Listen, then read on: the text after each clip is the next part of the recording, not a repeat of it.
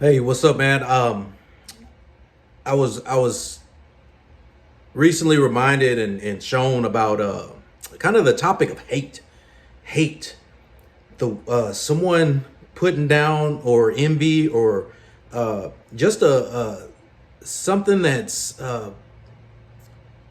goes against you, goes against what you're striving for. Where does that derive from? Where does that come from? It's kind of the thing, and and when it was brought to my attention, immediately I had been reading in my study time. I have been reading in Genesis 27 about Esau and Jacob, and the point where Isaac, their father, was blessing him, and Jacob ended up stealing the blessing. He lied to get the blessing, and so he went out of the room. If you're not familiar with it, check it out in Genesis 27. But so I'm just going to get right to the point, because where does it come from? Hate, where does it come from? And ultimately, I feel it comes from the point that people don't understand that even though you're blessed, they can be blessed too. Your blessing doesn't hinder or hamper someone else's. So I guess it's kind of like a spirit of Esau.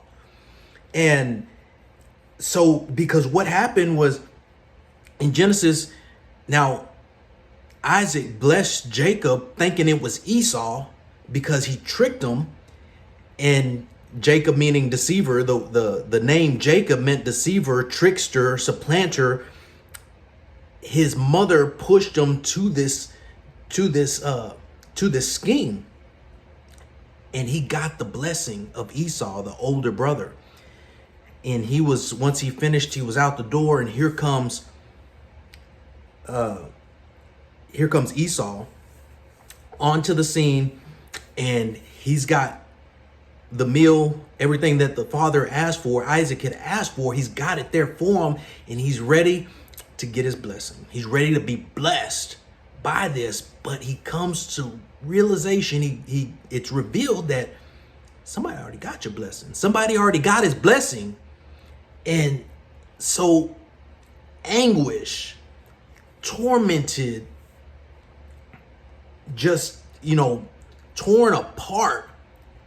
The thing that gets me, and I can just hear it in my mind, Esau saying, bless me also, Father. Do you have but one blessing?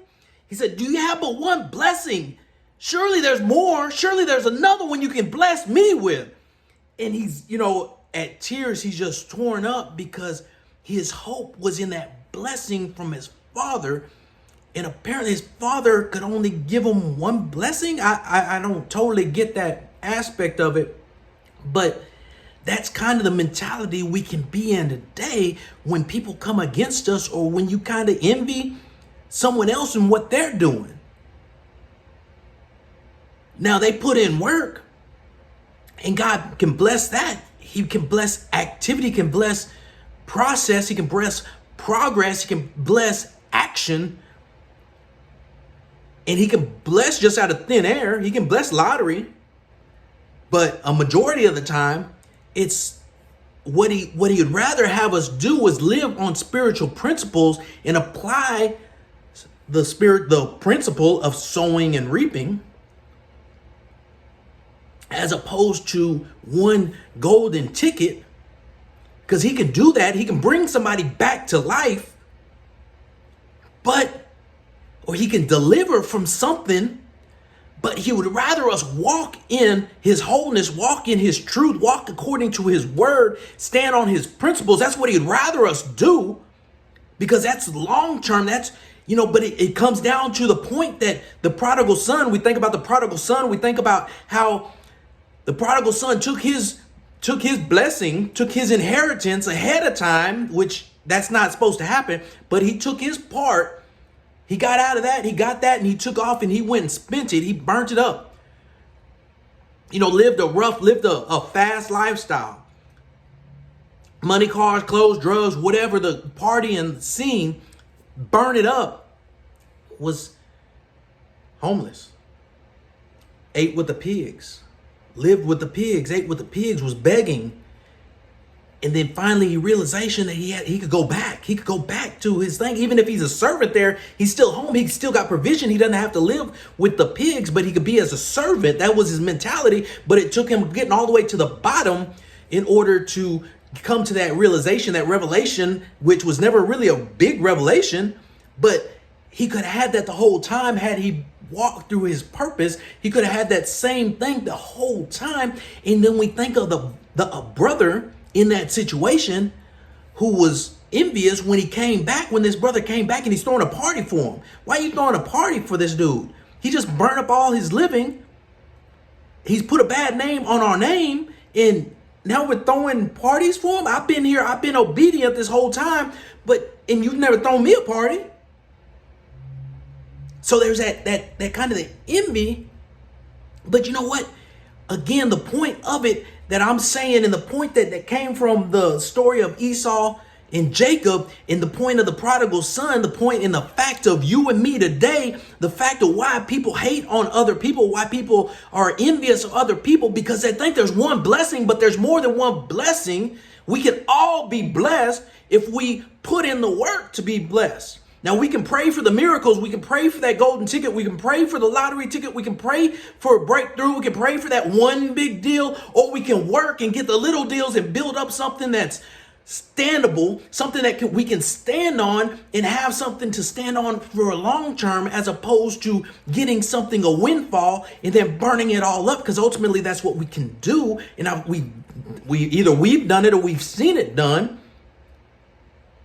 So bless me also is kind of the mentality that we have when somebody can't cling on to our vision because they think it hinders their vision. So I want to encourage you today, hey, press forward. And if you're not where you want to be right now, but you're seeing other people being blessed, it's because they put in the time, they put in the prayer, they follow the process, and they put in the progress.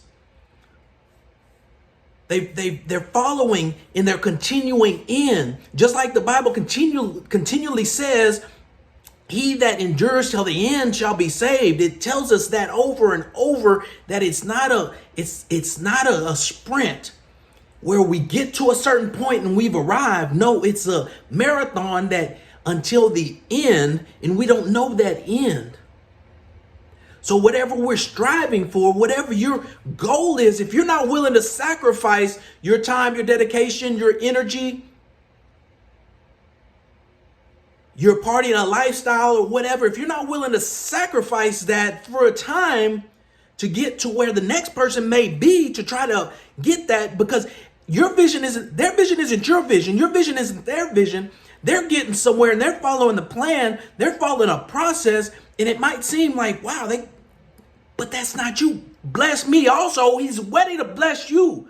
He wants to bless you, but you got to fill your own lane. You got to fill your own role.